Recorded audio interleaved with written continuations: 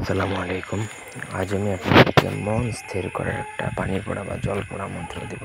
খুবই অদ্ভুত একটা মন্ত্র।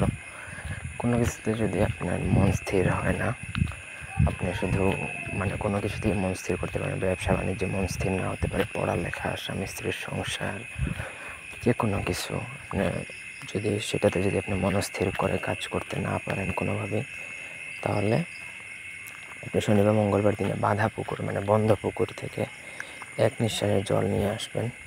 নিয়ে এসে পরের দেওয়া মন্ত্রটা 7 বার পরে 7টা ফু দিয়ে 7 দিন সকালে যাকে খাওয়াবেন তার মন স্থির হয়ে যাবে। সে যদি সংসারে অমনোযোগী থাকে, তাহলে তার সেটাতে মন বসবে। ব্যবসা বাণিজ্য, পড়ালেখা, যেটাই বলেন সেটাতে তার মন বসবে।